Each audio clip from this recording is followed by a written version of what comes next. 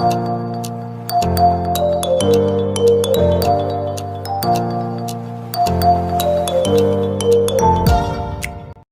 teman-teman, berjumpa lagi dengan Brother Phil. Kembali kita akan menanggapi pernyataan atau klaim dari Ustadz Kainama. Ini adalah bagian terakhir dari tanggapan kita atas klaim-klaim dari Ustadz Kainama. Kali ini dia mengerucut pada pernyataan bahwa Ka'bah yang ada di Mekah itu sudah tercatat di dalam Alkitab, khususnya di Mazmur 84 ayat 5. Tetapi yang anehnya, orang-orang Muslim dan termasuk Ustadz Kainama sering menyebut atau mengolok-olok orang Kristen sebagai umat terjemahan. Justru di dalam video ini, Ustadz Kainama menggunakan terjemahan untuk membenarkan klaimnya. Mazmur 84:5. Mazmur 84:5. Nomor 5 Ustaz sih. Oke, syukran Ustaz. Berbahagialah manusia yang kekuatan dalam engkau, yang berhasrat melakukan ziarah. Oke, baik ya. Tenang. Ziarah.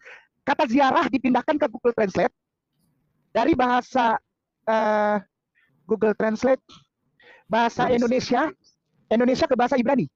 Bahasa Indonesia ke bahasa Ibrani. Ziarah. Bahasa Indonesia ke bahasa Ibrani. Bahasa Indonesia, iya. Ziarah, tulis saja ziarah, oke? Oke, gini. Ya.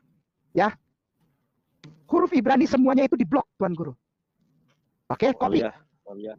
Alia regal ini di copy, udah, ya. Ini asalnya dari mana? Dari Mazmur ya, bukan dari Kainama, dari Aristotle, Nandar, bukan. Dari Mazmur, udah.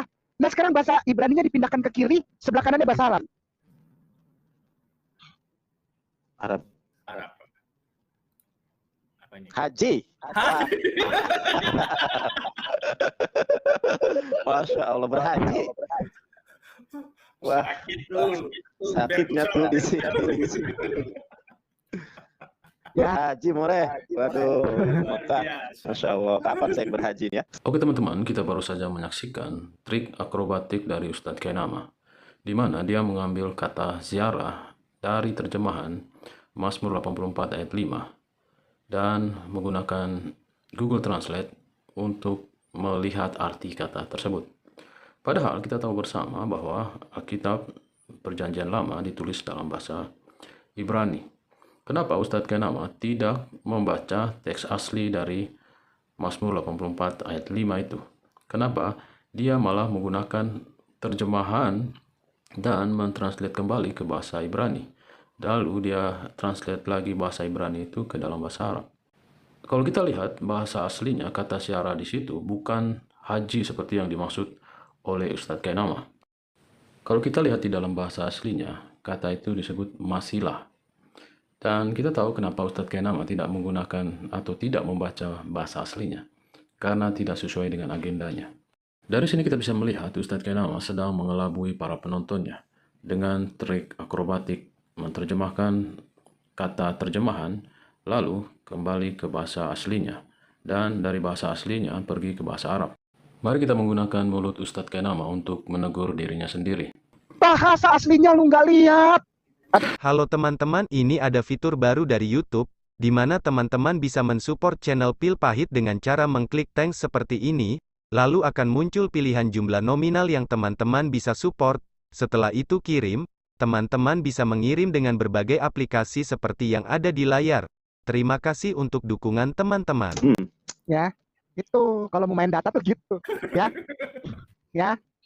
Ustaz tadi dia bilangin, bagaimana saya mau ke apa channelnya dia? Orang kurang separuh, kurang setengah on, otaknya gimana saya mau main sama orang kurang setengah on? Gak mau, ya. Bukannya menghina, enggak mau aja. Ya. Oke, kita kembali sebagai puncak, segala puncaknya adalah Mazmur 84 yang tadi, Ustaz. Mazmur 84 yang tadi yang sabda. TL. Ada TL. Baca deh Ustaz yang Berbahagialah. Silakan. Berbahagialah orang yang kuatnya adalah dalam engkau dan hatinya adalah pada jalan raya ke Ka'bahmu. Aduh, Mbak Arista mau ke Ka'bah. Oke, assalamualaikum. Waalaikumsalam. Kita baru saja mendengarkan celotehan dari 3 serangkai ini. Dan mereka mengutip Mazmur 84 ayat 5. Dan dalam terjemahan TL, terjemahan lama, mereka menemukan kata Ka'bah. Dan kata itu membuat mereka sorak-sorai. Tetapi yang menariknya, kenapa mereka menggunakan terjemahan untuk membenarkan keyakinan mereka?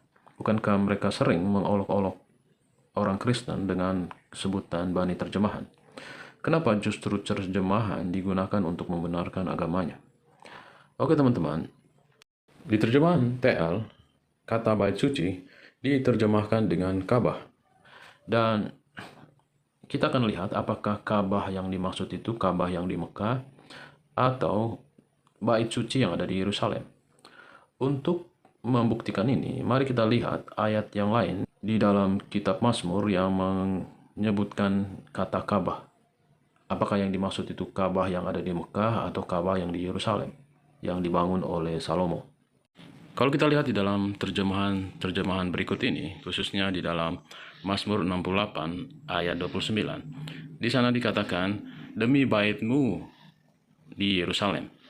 Tetapi di dalam TL di sana dikatakan, maka oleh karena Ka'bahmu yang di Yerusalem. Dari sini kita bisa melihat bahwa Ka'bah yang dimaksud dalam terjemahan TL bukanlah Ka'bah yang ada di Mekah, karena tidak ada hubungannya Raja Daud dengan Ka'bah yang ada di Mekah. Oke teman-teman, demikianlah rangkaian bantahan kita terhadap klaim dari Ustadz Kainama dari episode 1 sampai episode 5. Semoga sanggahan-sanggahan kita ini didengar oleh para pendengar muslim juga, supaya mereka tidak dibohongi terus oleh Ustadz Kainama dengan berbagai klaim-klaimnya. Dan juga semoga video-video ini menjadi tambahan informasi bagi saudara-saudara Kristen. Oke teman-teman, terima kasih untuk waktunya dalam menyaksikan video ini. Mari kita tetap bawakan dalam doa saudara-saudara kita muslim, khususnya Ustadz Kainama, karena Tuhan kita mengasihi mereka sama juga seperti mengasihi kita. Tuhan Yesus memberkati. Halo teman-teman, ini ada fitur baru dari YouTube, di mana teman-teman bisa mensupport channel Pil Pahit dengan cara mengklik thanks seperti ini, lalu akan muncul pilihan jumlah nominal yang teman-teman bisa support. Setelah itu kirim, teman-teman bisa mengirim dengan berbagai aplikasi seperti yang ada di layar. Terima kasih untuk dukungan teman-teman.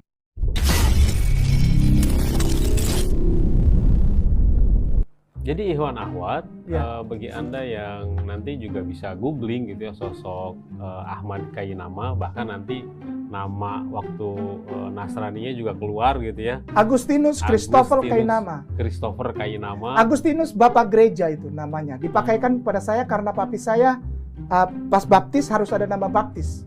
Nama baptis itu diambil dari nama-nama Bible dan nama-nama Bapak Gereja. Bapak Gereja Agustinus.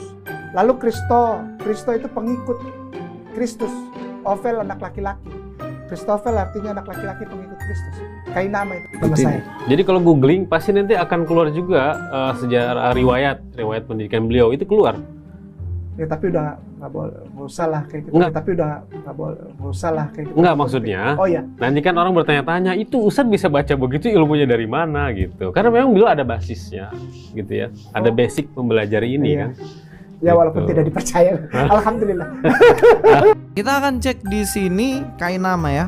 Ya tapi udah nggak boleh, nggak usah lah kayak gitu. Enggak, maksudnya Mahasiswa Kainama ya. Di sini Christopher Kainama nggak ada ya. William dan lain-lain. Kainama keluar semua Kainama di sini, tetapi tidak ada satupun nama di sini Christopher Kainama dan lain-lain gitu. Kenapa? Karena memang dia nggak kuliah, nggak terdaftar. Kalau memang dia pernah kuliah S1 yang di Indonesia setidaknya, ya pasti akan namanya ada.